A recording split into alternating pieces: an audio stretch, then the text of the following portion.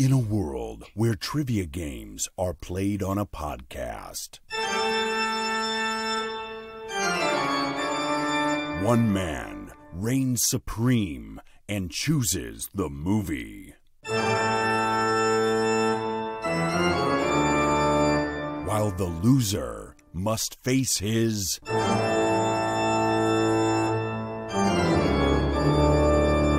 punishment episode. Oh God! Oh Jesus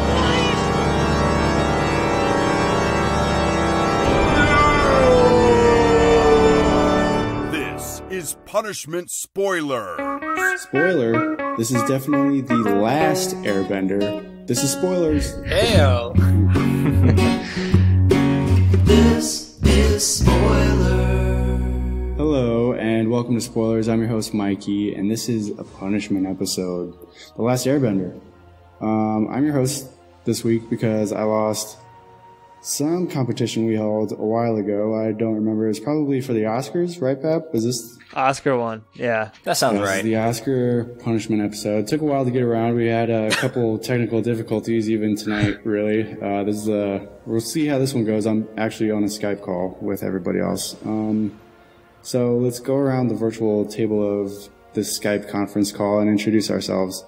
And we'll go east to east, and that means Corey, you're starting, and just let everybody know if you watched the movie and if you have ever watched the cartoon.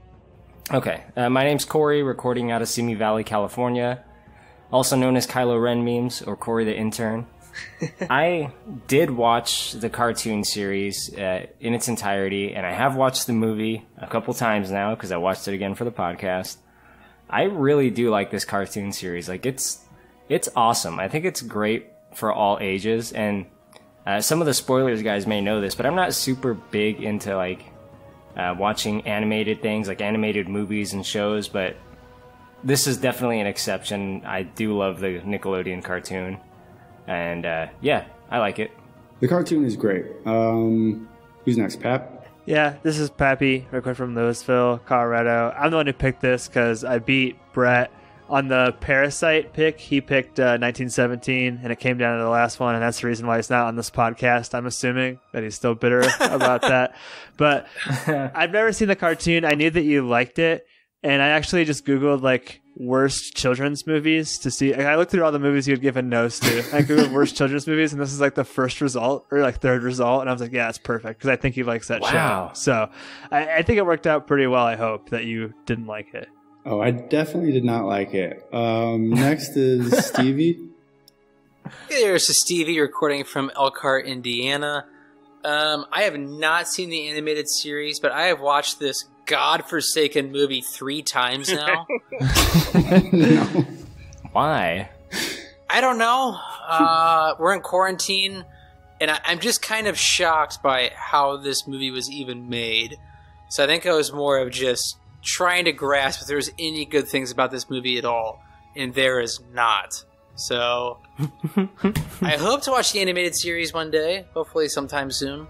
I did watch the movie, Mikey. I forgot to say that. Sorry. Oh, okay. Cool. Josh? Yeah, this is Josh recording nearby Stevie. I'm in Goshen, Indiana. Yeah, I watched Last Airbender, and I hope we don't give the wrong impression on this pod. Like, we typically watch the movies we cover. Sometimes on these punishment movies, they're like so brutal or long that we will skip it, kind of for the lulls, but I'm glad everyone kind of watched this one. And yeah, I've seen a little bit of the cartoon in the past. Not a ton of it, but enough to know and see its quality for sure. And I'll just say, like, as crappy as this movie is, it really did make me want to, like, watch through and binge the cartoon. But it looks like the only way you can get it is, like, purchasing it for, like, $45 outright or something. Ugh. It's worth every penny, man.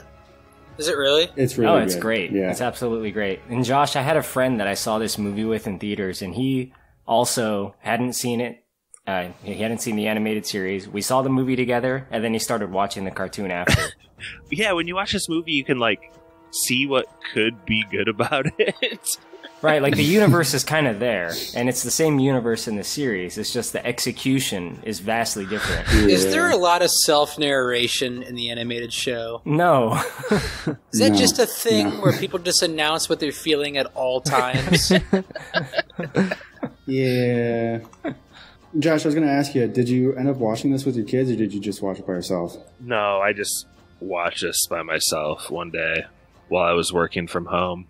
I mean, It's a pretty tame... It's not... I mean, they fight, but it's, like, not Star Wars violence, I guess. But it's just pretty boring. I don't think it'd keep your kids engaged. one guy gets drowned. Oh, yeah. One guy does get murdered, for sure. I don't think it's in a super explicit and gruesome way, though. No. A kid can kind of... I mean, people get killed in Disney movies, don't they? They just fall off cliffs. I think they'd just be bored out of their mind. They wouldn't stick around to watch the whole thing. But I'll say where I'm recording from. I'm Mikey. I'm recording from Goshen, Indiana. I've watched this movie twice because the first watch kind of half-watched, and then the recording session didn't happen, so I ended up rewatching it again, and then ended up kind of half-watching the other half that I missed. So, I think I had watched this a total of one total time, and I'm sure I still missed a lot of stuff because it's just not very engaging. But the cartoon is fantastic, and that's kind of how I got into this series, is because I kind of just Googled best anime to start off with, and this is generally at the top of the list because it's like Corey said, pretty accessible to like a wide audience, and it kind of appeals to all ages too, and it's got a lot of heart. It's pretty funny, and I think the animation is really great. So the cartoon is top notch, and you should definitely try to watch that if you had any interest in this lame adaptation of the movie. So can I add something to that? Yeah, it's technically not an anime, I guess, because it's an American-made production in the style of an anime. So I think the hardcore anime people, which I'm not, would probably say that it's technically not an anime. So if you're yelling at your phone right now or whatever, we know it's not technically. Is the movie a prequel or a sequel or in the middle of the series? Where does this fall in with the show? The movie tries to do the entire series in, I'm assuming, 2 movies, because we get a pretty big cliffhanger at the end of this movie. I want to speak to that. So the movie is the whole 20 episodes of season 1. For sure. So the season 1 is called Book 1 Water, and everything that happens in the movie is a super compressed version of that. They just hit the key points and just really run through it. How many seasons are there of the show? 3. Well, there's also like a spin-off of the girl too, Cora. Yeah. She has her own show. I haven't seen that though, but I heard it's also pretty good. When Game of Thrones got bad at the end, a lot of it to me was because they were sacrificing character arcs and development for hitting plot points, and not knowing even everything about the cartoon. Like, it just felt like they were just hitting plot point after plot point, and you could never get a hold on who these characters were throughout. Oh, I agree with that. There's only one moment in the movie where you get to see Aang the way he actually is, and that's when they go to the Northern Air Temple, and he's kind of excited to see his people because he hasn't seen them. He's been frozen or whatever. That boyish joy is like the way Aang is all the time. Like, he's like just a super excited, happy-go-lucky little kid. Mm-hmm. And he's not really like that in this movie. He's like kind of, with his big sad eyes just staring into the camera super close up a lot of the time. Is he a really bad actor in the cartoon too? No, he's awesome. No, he's not. He's not nearly as annoying. But we should really start with this movie because I don't want to talk about it for very long. So we're going to start off with the beginning of the movie, and it starts off with Katara, who is a waterbender from this water tribe. And she's with her brother Sokka, who's played by Jackson Rathbone. Katara is played by Nicola Peltz. I don't know if any of these people are acting anymore. But it's at the South Pole, apparently. I'm guessing we're on an Earth-like planet. If it's not straight out Earth, it's just like a different universe Earth or something. They don't really explain that. And they're tracking down a tiger seal, or what they think is a tiger seal, and they end up finding something else. And since all of you guys have watched this, Corey, why don't you explain what they find underneath the ice? Okay. So while hunting for food for their village down there at the South Pole, they see some kind of glowing underneath the ice, and they start investigating it. They start kind of hacking away to figure out what's going on. And there's like a big light, and they find a boy that has been frozen in the ice, along with his giant flying bison, who we later learn is named Appa. And they take him back to their village. To them, it's just a boy they found frozen in the ice. They don't know who he is. He's got some strange tattoos on his hands and on his head and back. And they're just trying to figure out who he is and what he's about. I have a question. Yep. I think I want to give it to Pappy, because it's like, the cinematography here is good. What Corey just described is pretty cool. Why does it suck so much? I don't know. There's something that just feels off about the whole movie. You know what I mean? And I don't think M. Night, who 3 Movie Club now, he's up there with like Sam Raimi and like the second tier of like most directors that we've spoiled. I don't know if like what would have inspired the choice for him to do this. Was this before or after Earth? Before? I don't know. Because he made 2 really, really bad blockbusters. This is before After Earth. Before After Earth? Right, but, so After Earth was the next movie he made. The next bad movie, I should say. What was the movie he made before this? Lady in the Water? All future spoilers picks. Well, you guys go. Mikey, I also thought that the guy who played Sokka, you said his name was Jackson Rathbone. I thought he was probably the worst actor in the whole movie. Yeah, he's not great. And I just want to say that in the cartoon, these are all Asian characters. And throughout this entire movie, I think we see like maybe 2 or 3 Asian people, and it's really kind of jarring. Mikey, I'm looking at his IMDb now. He was born to American parents who were living in Singapore at the time. So technically he is Asian, and that was racist of you to assume that he wasn't. All right, I'm going to cancel myself and just end this pod so I don't have to talk about it anymore. Look, I want to say this about the M. Night Shyamalan's, because I just pulled up his IMDb.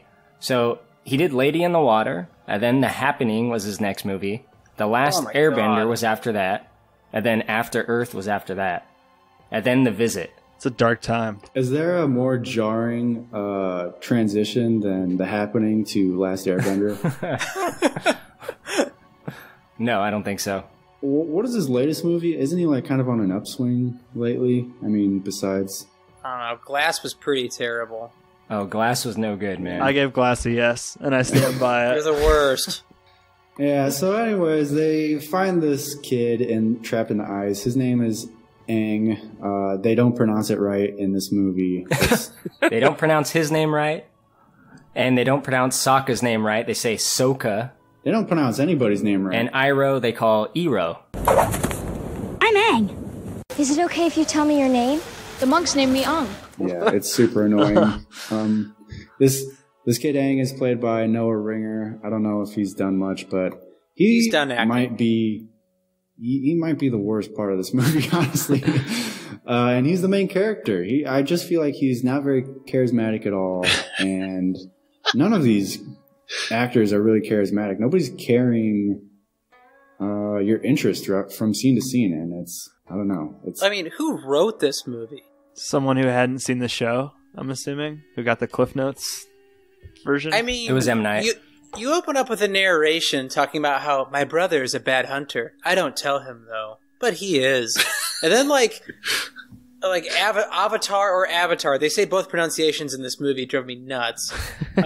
He comes out of the giant ice ball, and the first thing Sokka says is like, he must be tired. And like, even when they get to that, I guess you can call it that monk monastery or whatever, where you see all those dead bodies. Like, the sister starts like talking about what Avatar is feeling, and it's just so jarring to watch. I love how someone said Sokka was the worst actor. Someone said Aang is the worst. And I thought Katari in her reads, her voiceovers were just brutal. He wants to go to the spiritual place. How do you know that? How do you know that? She's just everything she says is just really empty. Like there's no emotion behind it. And the thing about the cartoon is they're all great friends on the cartoon. Like it's great to see their friendship and how they work together, and how they learn from each other and all of that. But all of that is just kind of brushed aside because we're trying to tell the whole first season in what is essentially a 100-minute movie, and it just doesn't really work at all. So I think that's kind of like the biggest fault is, I don't know. Well, first of all, it's got to be super difficult and probably a really bad idea to try and adapt an anime, quote unquote, show into a movie. It's never worked. Yeah, it just does not work. So you're starting off on the wrong foot in the first place with this movie. I guess it's like video game movies in that way, right? This felt a lot like a video game movie, just like broken and disjointed and rushed. Like there were things, like Josh said, that they had to do, but it just didn't get there organically. Mm-hmm. Mikey, did you love Aang's or Aang's speech to the Earth people? That was amazing. That was worth the price of admission right there. Earthbenders! Why are you acting this way? You are powerful and amazing people. You don't need to live like this. There's Earth right beneath your feet. The ground is an extension of who you are.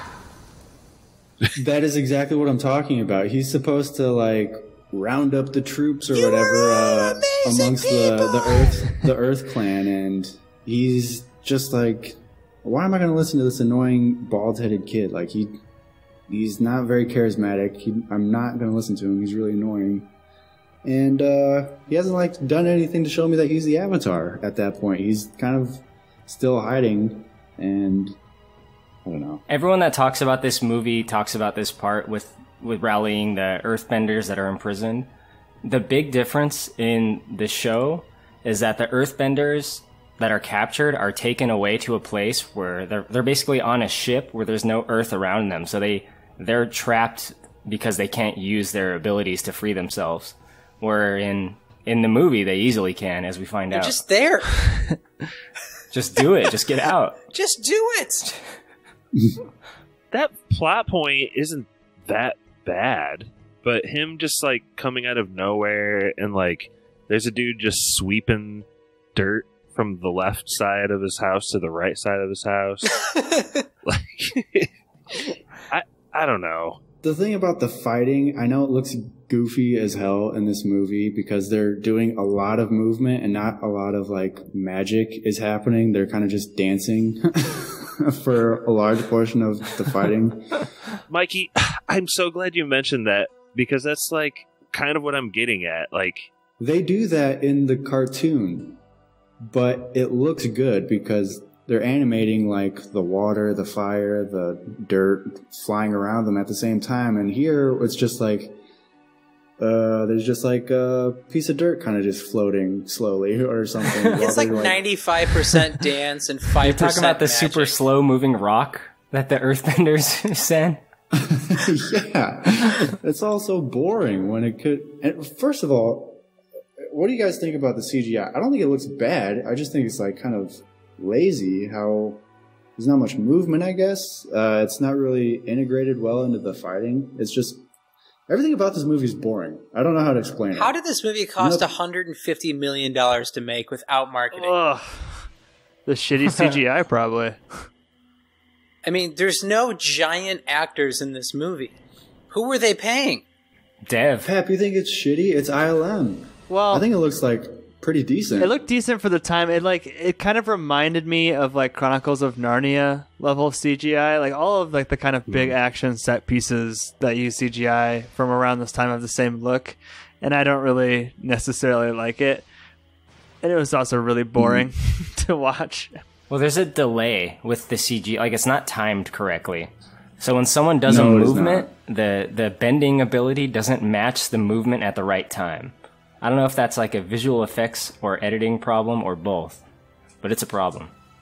It's a problem. Can I just say that the way that they dance, like I'm not familiar with the lore of this, but the way they dance just to practice and the way they dance and do this like trip hop movement to like summon the elements, this, I think that took it from a movie that was like so bad it might be good for me, because I couldn't help but crack up every single time that Aang guy was like dancing all around, rubbing his bald head. Yeah. It's great to watch. It's hilarious. And they're even hamming it up, like, even more than the cartoon. Like, they're definitely moving way more than they do in the cartoon. Really? I don't know. Everything. Yeah, for sure. They're not...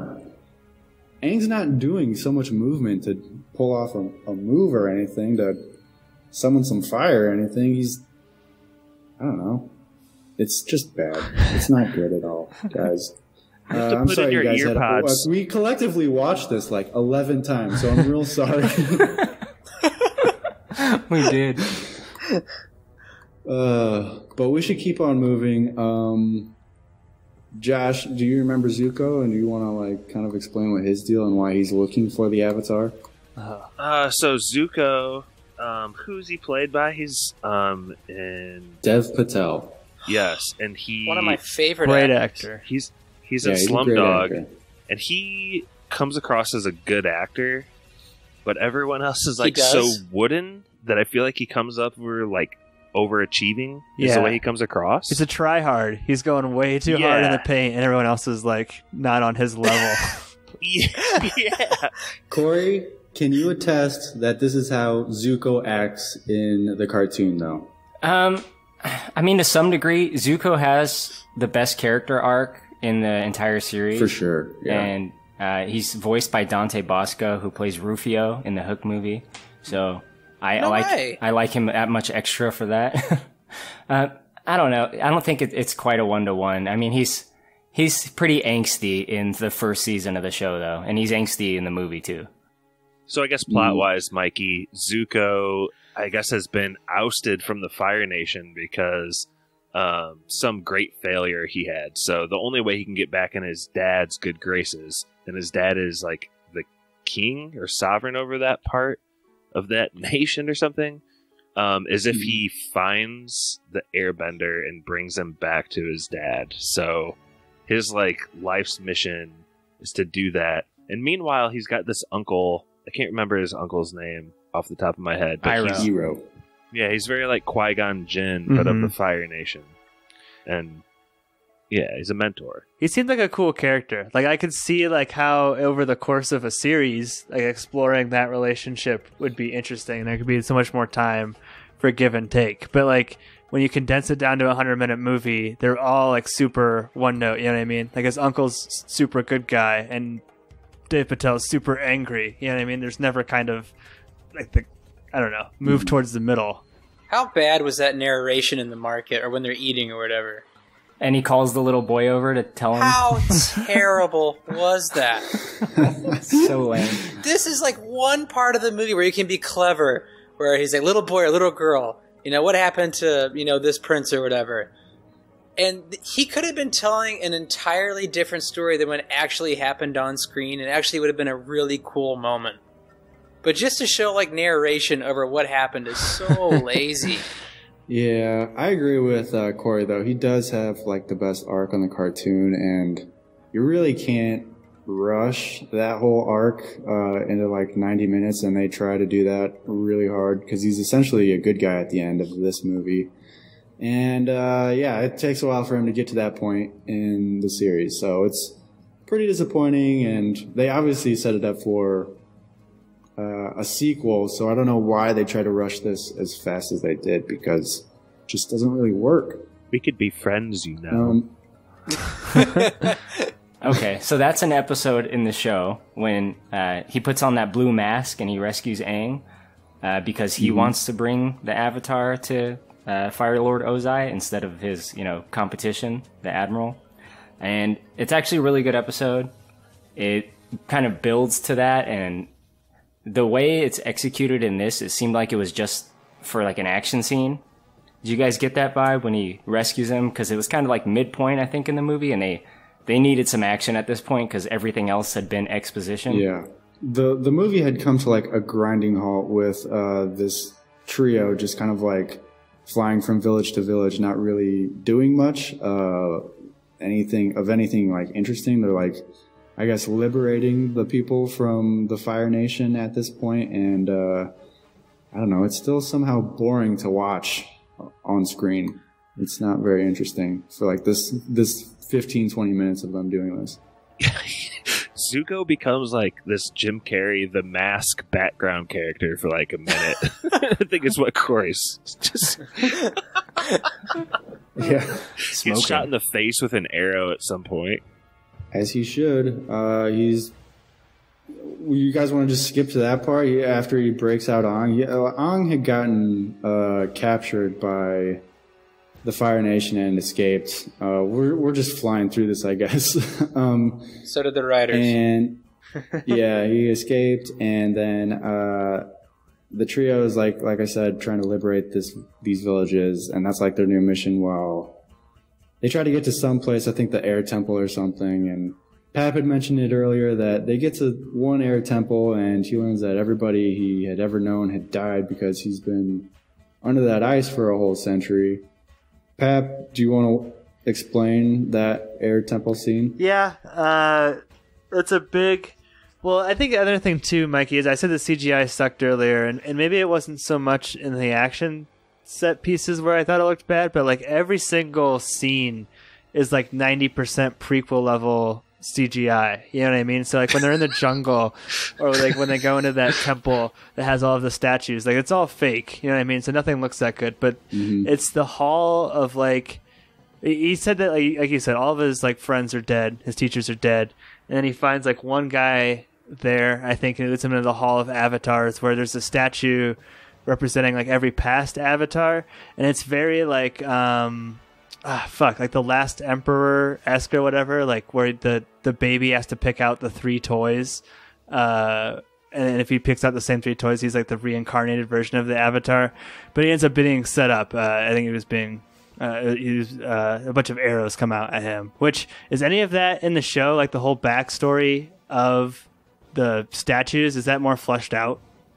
Oh yeah, it's very rich in the cartoon. It sounds so cool. Yeah. Like on its surface, I'm like, oh, this is like an interesting concept. Like even with the whole ceremony around like picking the avatar, but it's just like 5 minutes of exposition and move on. It's like, damn, I wanted more. It's super heavy in like the last season because of the reincarnation thing. So I think he ends up meeting like his past self or something multiple times. Corey, I'm not sure, but yeah, we definitely see other avatars at some point. Yeah, all throughout.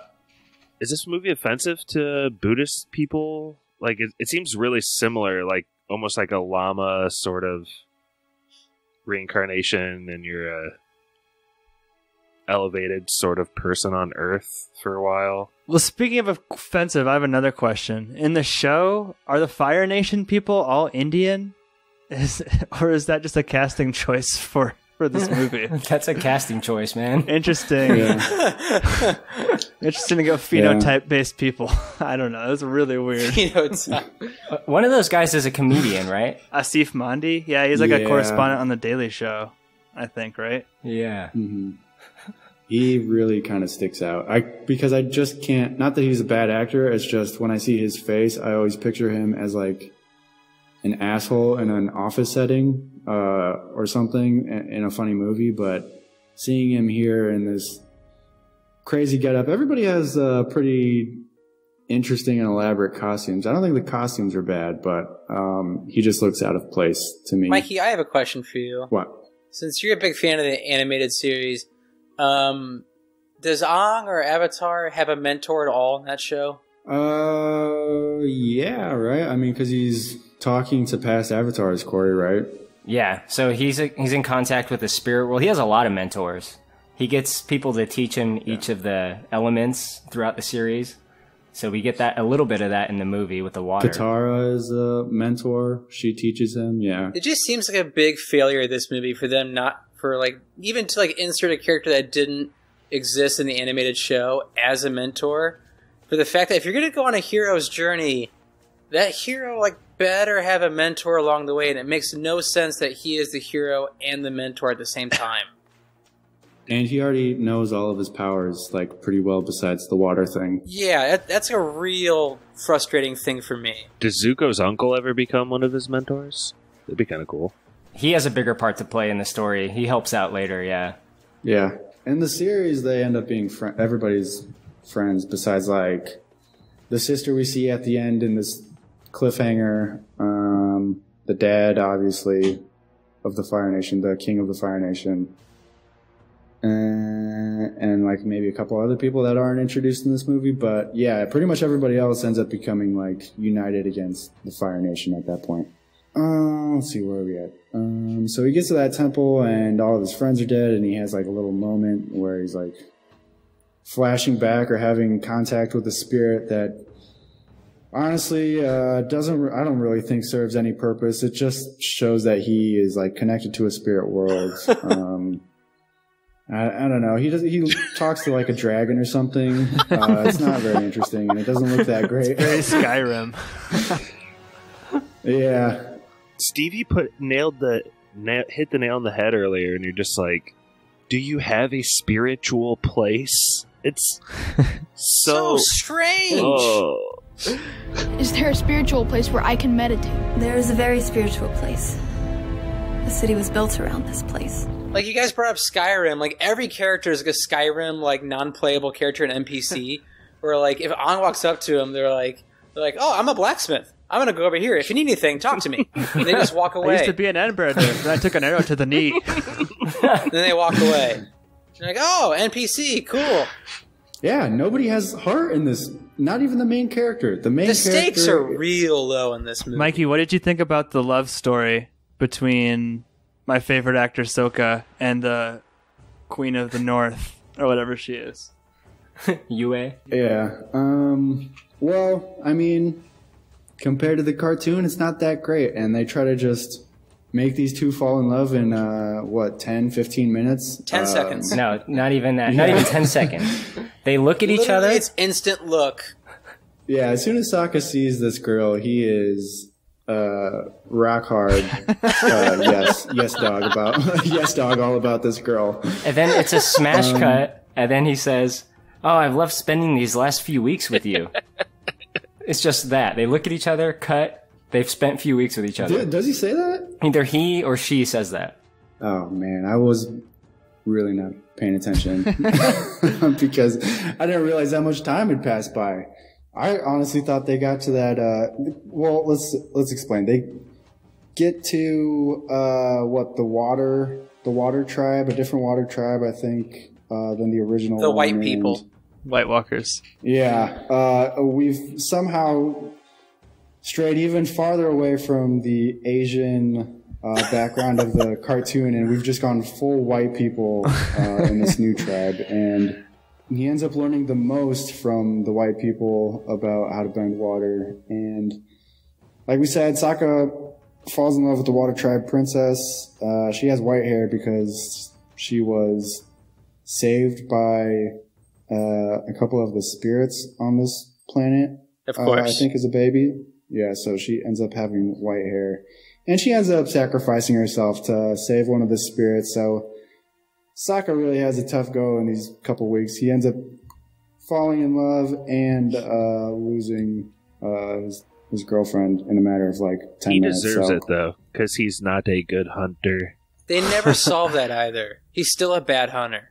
Yeah, I don't know what they were trying to do with this character, because in the cartoon he's like pretty funny and just like a nice break from kind of like this serious, it's not serious, but like this, the more serious storylines of the show. He's just the comedic relief, and he's not funny at all in this movie. And he's not a very good fighter. He doesn't really bring anything to the table. No, they don't really go for that, the comedic relief thing in this movie at all. But that's pretty much his purpose in season 1. I mean, he grows too, but yeah, they don't go for it. Is the moon spirit a bigger deal in the show?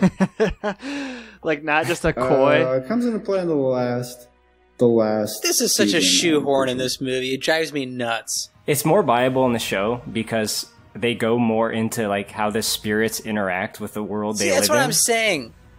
Because it literally goes from one, like, it makes no sense. Okay, the fish gets stabbed, and all of a sudden she's thrown herself in a pool and her soul goes out. And my wife looks at me and goes, "Of course." Well, and here's the other thing, too, about the She CGI. knows.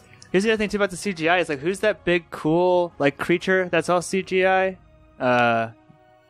Appa? Appa? Like, that guy Appa? looks awesome. And then when it comes to these, like, all-powerful moon spirits, they use actual, like, real fish. And it just looks so lame compared to all of those CGI characters. It's like, oh, you just got some fish and put them in this pond. That reveal doesn't work either because the only other spirit we've been introduced to is a freaking dragon.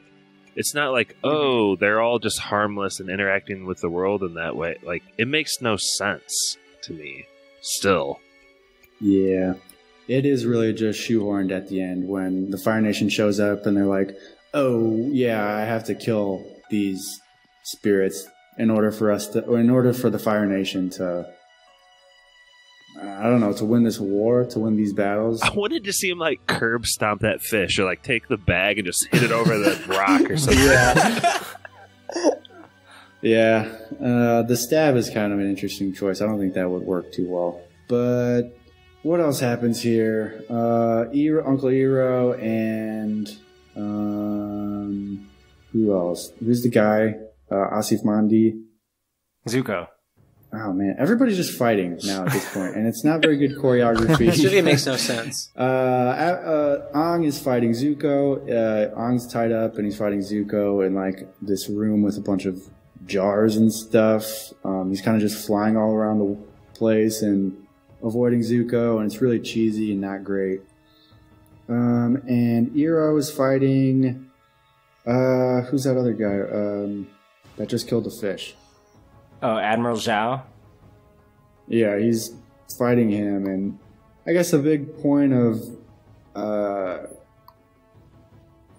to note here is that Iroh has conjured fire without like any source of fire around him, and I'm pretty sure that wasn't a thing in the cartoon. No, but in this it's not. movie, they make a note about it, and he's like kind of freaked out that Iroh just conjured up fire here using his powers. So that's something that's totally different from the cartoon, and maybe that's kind of why the fighting is so lame, because I don't know, like they have to be near a source of water, they have to be near like a campfire to do any of this cool stuff, otherwise they're just normal people. So it's a bit different, and I don't think anybody liked it from the reviews that I had read about this movie.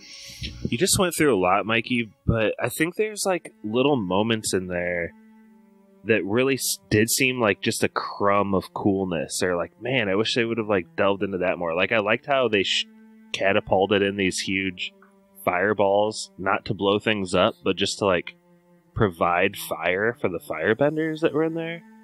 I actually did like some of the scenes where Aang is like using wind to like sneak around and move. I did not buy it when he's like blocking punches and like tripping people at all, though. Yeah. But you know what I mean? Did you guys have like little things that were kind of cool here?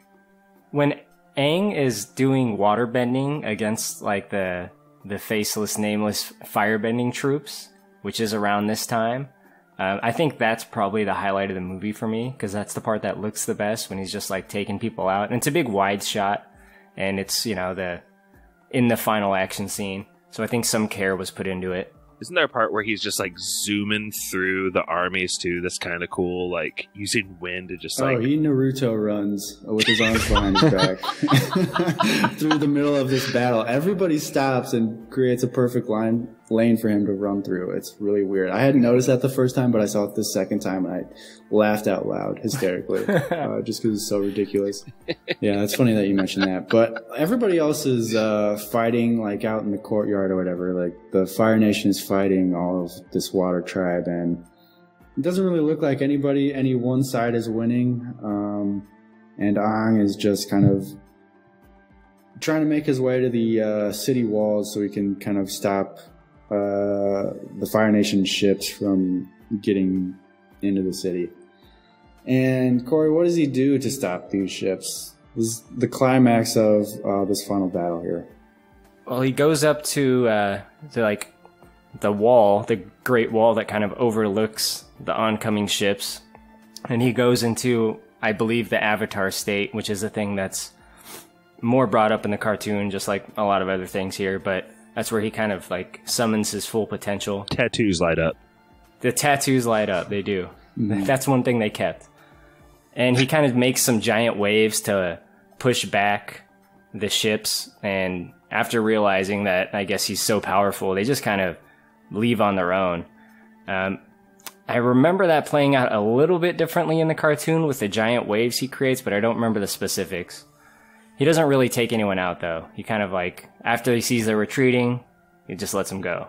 Yeah, we should also... He creates that giant wall of water, and I think Zuko was also out there on the water, too. He had ended up coming around, I think, on the Avatar, and ended up stopping his fighting, or trying to capture the Avatar. And before Zuko had gotten out to that boat, he had run into Zhao, and this is where Zhao gets murdered by a bunch of, like, just regular waterbender people. He gets straight up murked on this bridge. Henchman. Yeah, Josh, how does he die? Man, so 4 guys looking like Sub-Zero show up, and they all, like, just grab kind of a spurt of water and surround him with it, and I think he has some flame, and they douse it quick, and then they just raise him up, and he's just in this ball of water. He's kind of obscured, so you can't see like the eyes bulging out of his head. Unfortunately, you can't see his capillaries burst or anything, or see him vomiting blood. But he does actually drown in this bubble, and they just like set him on the bridge lifeless. I was shocked actually that he was dead. I thought they'd keep him prisoner or something. What if M. Night made an R-rated Last Airbender?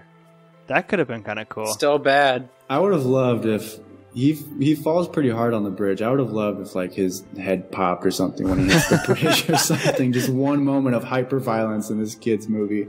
What if they used the water to like force water into like his mouth and butthole and just burst him open?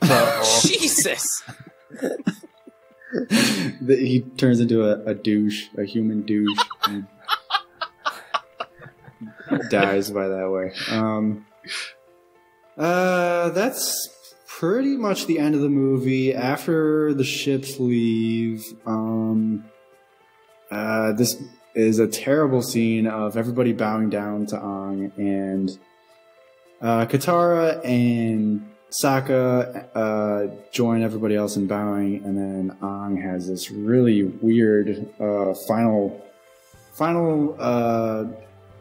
I don't know, not a pan shot, like a trolley shot straight at his face, and he looks really sad as he's like left to now be the avatar of all of these people.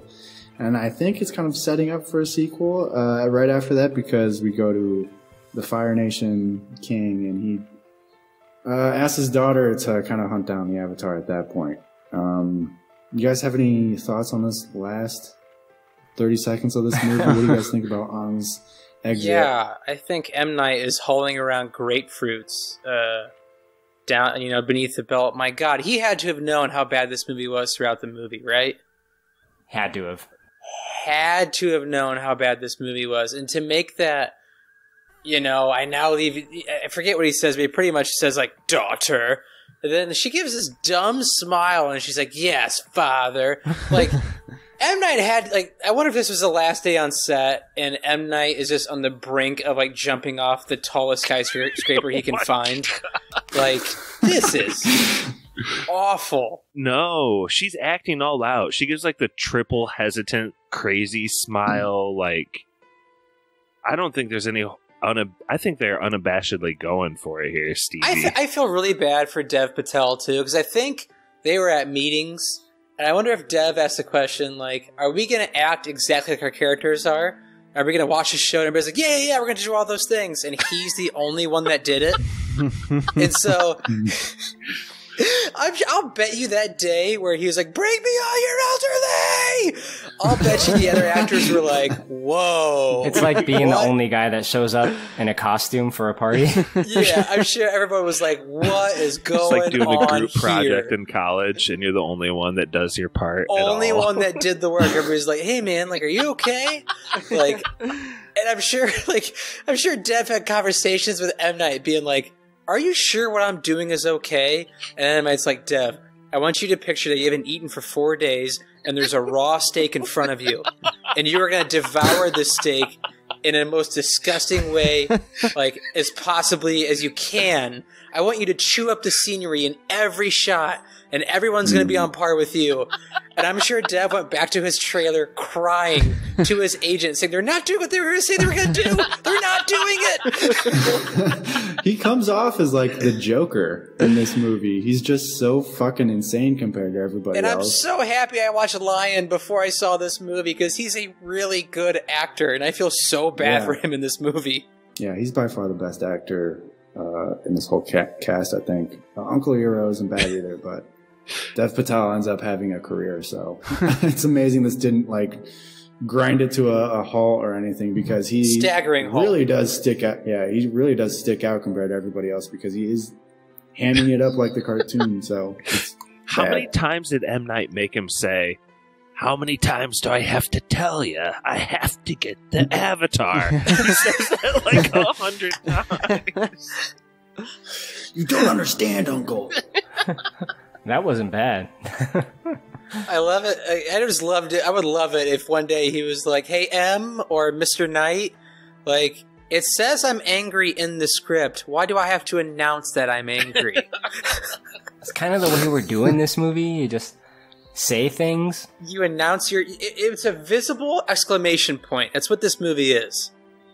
Well, that's the end of the movie. I just have one more thing that I wanted to talk about. This is really just someone's Amazon Prime review that I just wanted to read. It's a little lengthy, but I'll try to get through it. They got a bullet list of stuff they didn't like either, and I ended up finding myself really agreeing with this review, so I'll just read it. Wow. First of all, this is by Annie. 1 star. Even worse than before. Reviewed from the United States on December 5th, 2017. You guys can go look at this if you want after you watch the movie. Wow, this movie is literal garbage. I hadn't seen it since I was around 12 years old, so a good solid 10 years went by. I recently rewatched the whole series again for the 3rd time and couldn't resist in watching this. Somehow I had some hope that I could see this differently. No. There are so many things fundamentally wrong with this adaptation that it's embarrassing. It is obvious that no one that was responsible for this film was an Avatar fan, because I didn't see one thing that reminded me of the animated show. And then she goes on to list reasons why this movie sucks. Number 1, pronunciation. Aang, Avatar, Sokka, Iro, honestly, WTF. I don't give a flying F that the director insists that they say it in the traditional manner, say it how the freaking show did. Number 2, where was Sokka's humor and incredible intelligence when it comes to planning and tactics? Number 3, who is even Aang in this movie? There was not one single expression of his character, no compassion, peace, playfulness, humor, etc. Katara? No, that girl was not even remotely close to the strong, independent, caring, and loving person from the show. 5, there is not a wise or humorous bone in Uncle Euro's body. Number 6, can we all just agree that every character in this movie doesn't even deserve to be called a character? They might as well be sticks in the mud for all I care. 7, white people. Just gonna leave that there. She has more there. We're sorry. Number 8. Yeah, number 8. The entire movie is disjointed, and so many crucial moments were cut out. You can't fit an entire Avatar season into one movie. 9. Whereas the bending, everyone is throwing punches and jabs and bending instead of bending. Waterbender thinks I'm a firebender, but I'm not going to use it. Instead, I'm just going to punch people. Also, can we just acknowledge that it took about 10 moves to perform one bending move? I could easily run up and hit a bender right in the head while they perform a single move. What's the deal with bending? Yeah. And then her last couple things. Why do firebenders need a source of fire? And number 11, was Team Avatar even a thing? They didn't really seem like friends, and they didn't really even talk to each other that much. They might as well be strangers. So yeah, she pretty much brought up everything that I had just thought up on my own watching this. I mean, honestly, she nails just about every complaint I had about it, and they're all pretty big complaints. So, Corey, I'm sure you agree with a lot of those fellows who didn't watch the cartoon. Those are the major complaints and the major differences between the cartoon and this movie. So that's what everybody hates about it. Corey, would you agree? Oh, I would agree. Is this our yes or no's? Yeah, we'll give our yes or no's now. Corey, why don't you start? All right. It's obviously going to be a no. It's very bad. The main problem with this movie is that the entire movie is exposition. You can't fit 20 episodes of a show into a single movie. It just can't happen. So it was never really going to work. And the acting is insane at times. The choices they make are absurd.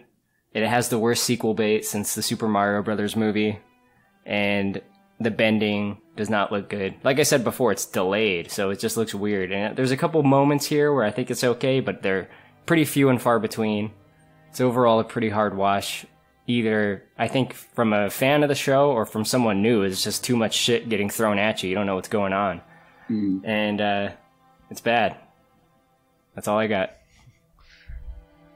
Pap? Yeah, it's a no. I feel like it was a yes for my pick, though, that I feels like you didn't like it very much. You just have to kind of question, like, what's the value of even taking what is presumably everyone seems to love, an animated show, and making it with real people and condensing it down to like 4 movies, whatever they're going to do. It was cynical from the beginning. There doesn't seem to be much artistry or care for the original television show at all. So it did make me really interested in watching the show. If it was like on a streaming service like CBS All Access or something like that, I would probably even do the 30-day trial just to try and like bang it out. But until then, I'm going to put it on my watch list. But for this movie, it's a hard no.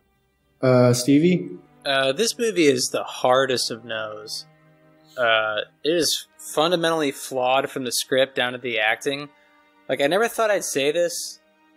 Like, Mortal Kombat is a better written, better acted, like better CGI than this movie. And it came out in 1995.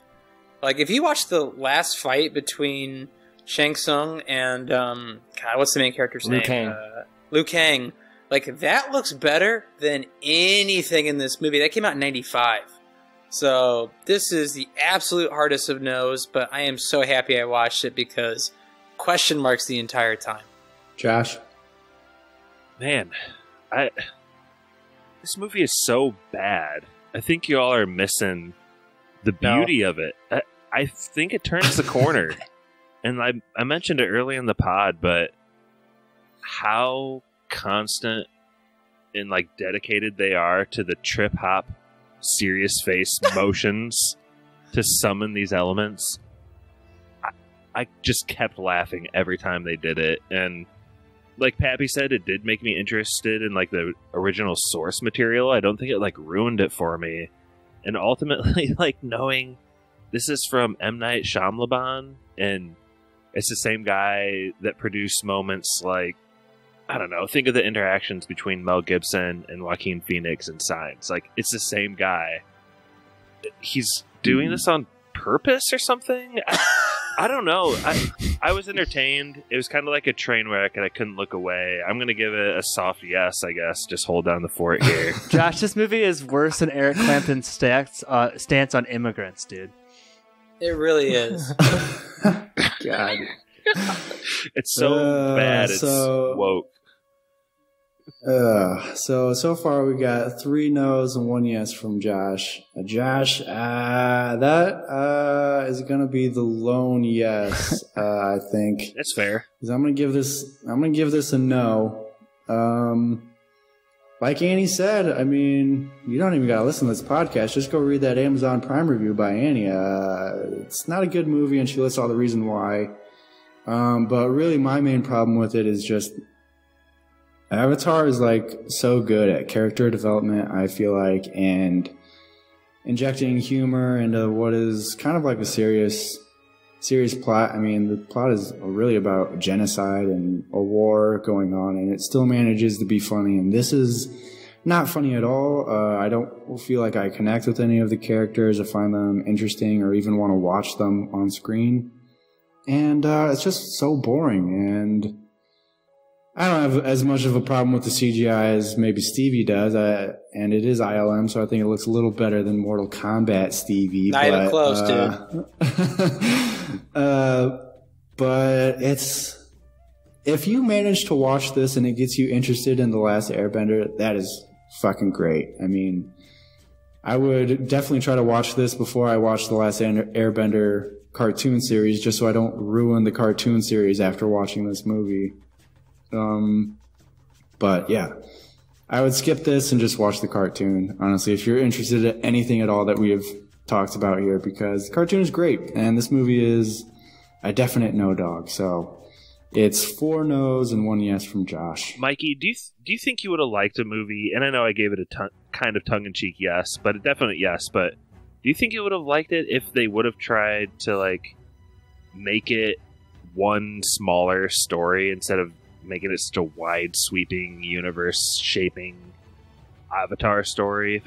That also brings up like another problem I have with it, because they set it up for a sequel, obviously. Then why do they rush through so much other stuff if that was the intention the whole time? It doesn't make any sense to...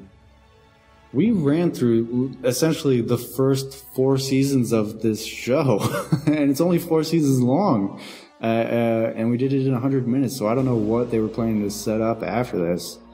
And there's no character development left. They're kind of friends now and the war is over, so...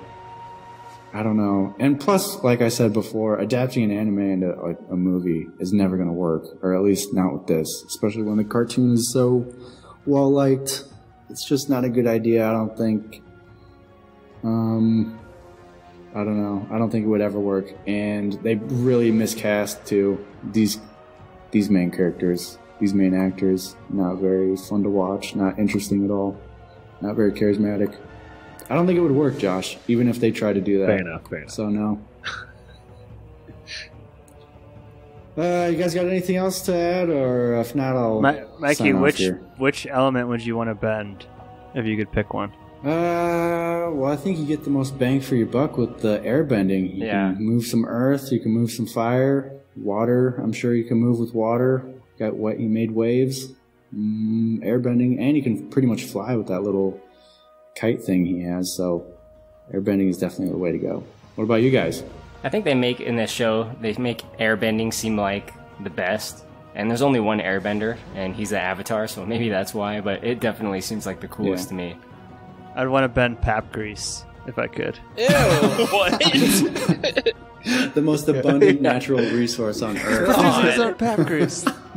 I've gotten into longboarding recently. I would choose maybe earthbending. Could I just like constantly keep like myself going downhill and just like longboard Give yourself on the a little earth? hill? Yeah, that'd be dope. That'd be cool. What about heart? There's no heart. No Captain Planet fans, I see. Yeah, no, I got it. Yeah. It's too late in the pod for that joke. So yeah, that was Avatar: Last Airbender. That was my punishment episode from the Oscars. Sorry it took so long to get around to it. Hopefully this ep turns out okay. We did it a little differently tonight, but yeah, Avatar: Last Airbender movie sucks. That's our final verdict on it. And that was spoilers.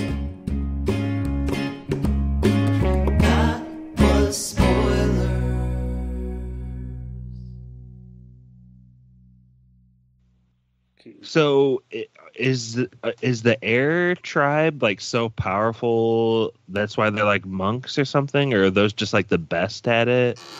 I honestly am interested in like the lore of this movie. The Fire Nation knew that the Avatar was going to be reborn as an airbender. So that's why they all got taken out, yeah. Yeah. Are the dances as long in the show as they are in the movie? It's not so much dancing in the show, like it's like a movement. Stuff is happening while they're doing it. Yeah. Like they're moving I was just earth and befuddled fire when and stuff like while it's happening. Dev Patel like walked out like onto like that ship's like deck, and he took 30 seconds to produce 2 fireballs and walked away. Yeah, it's ridiculous. It's insane. And then he does. I wonder if they were like, "Oh man, this is gonna look fucking sweet. I'm doing all this moves. Because in the cartoon, it's like all based on like different styles of martial arts and stuff. So I wonder if they're like learned martial arts here, and they're like, "Wow, this is gonna look fucking awesome with all this fire flipping around me." Then they watched the really finished happening. movie, and they didn't post-produce anything around them. It's just them. Yeah.